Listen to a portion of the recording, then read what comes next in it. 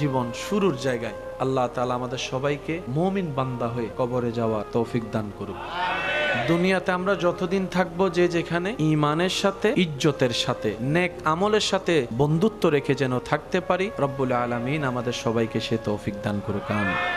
আপনারা চাকরিজীবী মানুষ, বেশিরভাগ ব্যবসায়ী মানুষ, নামাজ পড়ার হয়তো তেমন সুযোগ টাইম থাকে না, এরকম হয় না? অনেক সময় আপনাদের ইচ্ছা আছে কিন্তু যেখানে আপনি আছেন সেখানে তারা সুযোগ দিচ্ছে না। অনেক সময় দেখা যায় জুমার সময়ও তাড়াতাড়ি আসে আবার ঢুকতে হয়। আমি আমার ভাইদেরকে বলবো, আপনারা দিলের মধ্যে নামাজ পড়তে না পারার কষ্টটা রাখিয়েন। নামাজ পড়তে দিচ্ছে না, আপনি দিলের মধ্যে নামাজ পড়ার ইচ্ছাটা রাখবেন, না পড়তে পারার কষ্টটা রাখবেন। আল্লাহ তাআলা এটার থেকে আপনাকে বঞ্চিত করবে না। এই কষ্ট পাওয়ার কারণেও সওয়াব দিবে, ইচ্ছা থাকার কারণে সওয়াব দিয়ে দিবে। সুবহানাল্লাহ।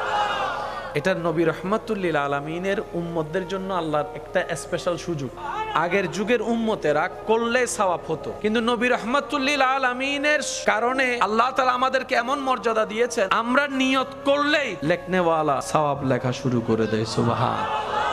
করতে পারলে এটার সওয়াব আলাদা, নিয়তের সওয়াব। অন্তত আমরা কি নিয়তটা করতে পারি ইনশাআল্লাহ? যেমন আমরা নিয়ত করতে পারি মন থেকে, সাচ্চা নিয়ত। আল্লাহ যদি আমাদের কখনো সুযোগ তৌফিক দেয়, আমরা আল্লাহর জন্য একটা মসজিদ বানাবো।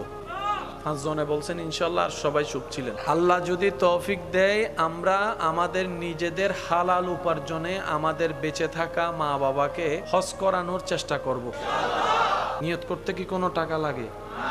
সিগনেচার লাগে? নিয়ত করেন না। এমনও তো হতে পারে ওই নিয়তটা যদি রবের কাছে পছন্দ হয়ে যায়, আল্লাহ তাআলা আপনার রিজিকের মধ্যে সর্বাধিক আরো বরকত বাড়াই দিবে। আমাদের রব দিতে পারে কি পারে না? ওনার ভান্ডারে কোনো কমতি। নিয়ত ভালোগুলা করবেন। কেউ ভালো কাজ করছে, সাথে সাথে নিয়ত করবেন, আল্লাহ যদি আমাকে তৌফিক দেয় আমি ওর সাথে সহযোগী হওয়ার চেষ্টা করব। আর নিয়ত করার সময় কখনো নির্দিষ্ট করবেন না। আমরা প্রায় সময় এই কাজটা ভুল করি, আমরা অনেক সময় নির্দিষ্ট করে ফেলি। এই বিশ্বাস আছে আল্লাহ দিতে পারে, দেওয়ার জন্য একটা সময় আছে না নাই?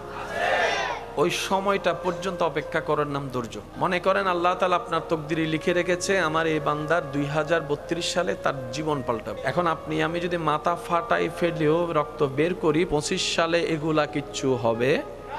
অপেক্ষা করতে হবে কত সাল? এই 32 সাল নাকি 33 সাল, কার তকদিরে কখন আছে সেটা তো আমরা কেউ জানি। সেজন্য জানার দরকারও নাই। রবের হুকুমের দিকে তাকিয়ে অপেক্ষা করা, এটাই হচ্ছে বান্দার কাজ। তাহলে আমাদেরকে নিয়ামত দিয়ে ভরপুর করে দিবেন কে? আল্লাহ তাআলা আমাদের সবাইকে ধৈর্যের সাথে বন্ধুত্ব করার তৌফিক দান করুন। আমাদের সমাজে একটা কথা প্রচলন আছে, কে কি বলে দেখার দরকার নাই, কে কি বলে শোনার দরকার নাই, তোর কাজ তুই কর। এরকম একটা কথা আছে না নাই? এখন এই কথাটা ওইখান থেকে কপি করে সবাই আপন আপন কাজে ব্যবহার করছে। আমি শ্রদ্ধার সাথে বলি, কথাটা সত্য, কিন্তু কোন ক্ষেত্রে? ভালো নেক কাজের ক্ষেত্রে কথাটা। ভালো কাজ করতে গেলে, নেক কাজ করতে গেলে কে কি বললো, কে কি মনে করলো দেখার দরকার। এই কথাটা এইটার জন্য ছিল, কিন্তু এখন সেই কথাটাকে আমরা কপি করে যত অন্যায় কাজ আছে সেখানেই আমরা ব্যবহার করছি। কথা বলেন ঠিক কিনা? সেজন্য খারাপ কাজ করলে কেউ যদি তাকে শুধরানোর জন্য কিছু উপদেশ দেয়, তখন আরেকজনে বলে যে এরকম করতে গেলে, টিকটক করতে গেলে, উল্টা ফুল্টা নাচতে গেলে অনেকে অনেক কিছু বলে, এগুলো শোনার দরকার। এই কথা কি এখানে ছিল? না, এটা ছিল ভালো কাজ, নেক কাজের জন্য। বলি আলহামদুলিল্লাহ। আল্লাহ তাআলা আমাদের সবাইকে বুঝা আমল করার তৌফিক দান। 4 নম্বর সূরা, সূরা নিসা, আয়াত নম্বর 147। সূরা নিসার 147 নম্বর আয়াতে আমাদের রব বলছেন, বিসমিল্লাহির রহমানির রহিম, মা ইয়াফআলুল্লাহু বিআযাবিকুম ইন শাকারতুম। হে আমার বান্দারা, তোমরা যদি শুকরিয়া আদায় করার মতো করতে জানো, ওয়া আমানতুম, সর্ব বিষয়ে আমি রবের উপর বিশ্বাস রাখার মতো রাখতে জানো। ধৈর্য ধরলে নিয়ামত দিবেন কে? কাদেরকে? আমাদেরকে। আমরা নিয়ামত পাই, চাই না কে? আমরা আল্লাহর রহমত পাই, চাই না কে? আমরা আল্লাহর প্রিয় হই, চাই না কে? সেজন্য ঝামেলা করে কে? দুনিয়ায় চলার পথে একটি কথা প্রচলন আছে, যাই কিছু করো মূল ঠিক রাখো। গোড়া যদি ঠিক থাকে বাকি সব ঠিক থাকবেই। গোড়া কেটে ফেললে গাছ থেকে কখনো ফল আশা করা যায় না। আমরা মানব জাতির জীবনের মেন গোড়াটা কোথায় যদি প্রশ্ন রাখা হয়, উত্তর আসবে একটাই, যেখান থেকে এসেছো, যিনি পাঠিয়েছেন, যার হুকুমেই আছো, যার হুকুমেই খাচ্ছ, যার কাছেই একদিন ফিরে যেতে হবে, ওই আল্লাহর সন্তুষ্টি অর্জনই মানব জাতির জীবনের মূল আসল উদ্দেশ্য। সুবহানাল্লাহ। এটা হচ্ছে যে মেইন গোড়া। দুনিয়া তো সফল, আখেরাত সফল তারাই যারা সেই গোড়াটাকে ঠিক রেখে জীবন যাপন করেছে। রব্বুল আলামিন আমাদেরকে সেই নিয়ামত নেওয়ার তৌফিক দান করুন। আমরা কি লাভ চাই না লস চাই? ক্ষতি কেউ চায়, লস কেউ চায়? এবার বলি আমরা সবাই যে লাভ দিতে পারেন কে? লস থেকে বাঁচাতে পারেন কে? পুরস্কার ছাড়া কোনো পরীক্ষা আছে? প্রত্যেকটা পরীক্ষার একটা পুরস্কার। পরীক্ষা যেমন পুরস্কারও। 13 নম্বর সূরা আর-রাদ আয়াত নম্বর 24 রব্বুল আলামিন বলছেন বিসমিল্লাহির রহমানির রহিম, সালামুন আলাইকুম, তোমাদের উপর সালাম। সুবহানাল্লাহ। বিমা সাবারতুম, ওযু করে রাত্রে ঘুমানোর চেষ্টা করব বলি ইনশাআল্লাহ। আল্লাহর কাছে সবসময় আমরা নিজেদের জন্য দোয়া করব, অপরের জন্য দোয়া করব। অন্যের কল্যাণ যে চায় আল্লাহ তার কল্যাণ করে। অন্যের কল্যাণ যে চায় আল্লাহ তার কল্যাণ করে। অন্যের কল্যাণ যে করে আল্লাহ পাক তার দোনো জাহানে কল্যাণ করে। তো সেজন্য আমরা যেন ভালোবাসা, মায়া, মহাব্বত প্রচার প্রসার করে অন্যের মুখে হাসি ফোটানোর চেষ্টা করতে পারি। আল্লাহ তাআলা আমাদের সবাইকে সে তৌফিক দান করুক। আল্লাহ তাআলা আমাদের সবাইকে অন্যের ভালোর মধ্যে নিজের ভালো খোঁজার তৌফিক দান করুক। ভালো রাখলেই ভালো থাকা যায়। রাখবেন কে? দুনিয়াতে কিছু মানুষ কষ্ট দেবে, কারণ এটা দুনিয়া, এটা জান্নাত নয়। আল্লাহুম্মা আমিন। ইয়া রহমান ইয়া রহিম ইয়া সত্তার ইয়া গফফার ইয়া রহমান ইয়া রহিম ইয়া সত্তার ইয়া গফফার, তুম হো পালনহার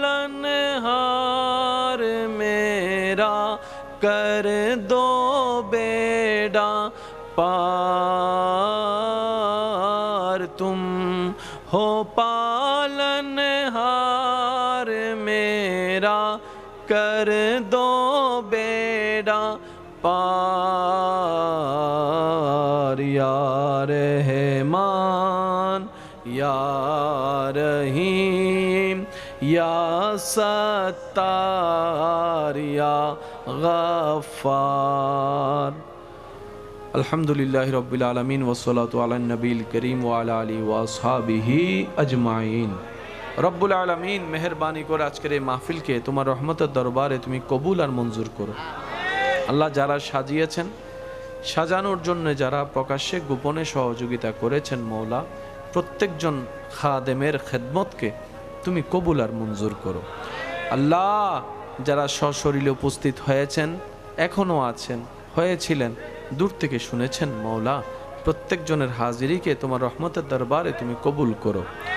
আল্লাহ, আমাদের জীবনে ঘটে যাওয়া অতীতের সমস্ত কবিরা সগীরা গুনাহকে আল্লাহ তুমি মেহেরবানি করে মাফ করে দাও। আল্লাহ, আমাদের মা বাবার গুনাহ মাফ করে দাও, দাদা দাদি নানা নানির গুনাহ মাফ করে দাও। আল্লাহ, আমরা জীবনে এমন এমন গুনাহ করেছি আল্লাহ, যেই গুনাহ নিয়ে হাসরের ময়দানে তোমার সামনে দাঁড়ানোর কোনো মুখ আমাদের নেই আল্লাহ। আল্লাহ, তুমি তো রহমান, তুমি তো রহিম, তুমি তো গফফার, তুমি তো সত্তার। আল্লাহ, তোমার রহমান নামের গুণে দয়া করে আল্লাহ আমাদেরকে একটু মাফ করে দাও। আল্লাহ, দাও না একটু মাফ করে তোমার রহিম নামের সৎকায়। আল্লাহ, তোমার তো ক্ষমা করার সীমা নাই, তোমার রহমত করার সীমা নাই। আল্লাহ, তোমার শান অনুযায়ী আমাদের সবাইকে আল্লাহ তুমি মাফ করে দাও। আল্লাহ, যেই গুনাহ আমাদের জীবনে ঘটেছে আল্লাহ, জান্নাত পাওয়া তো দূরের কথা, জান্নাতের ঘ্রাণ পাওয়ার যোগ্যতাও আমাদের কারো কাছে নাই আল্লাহ।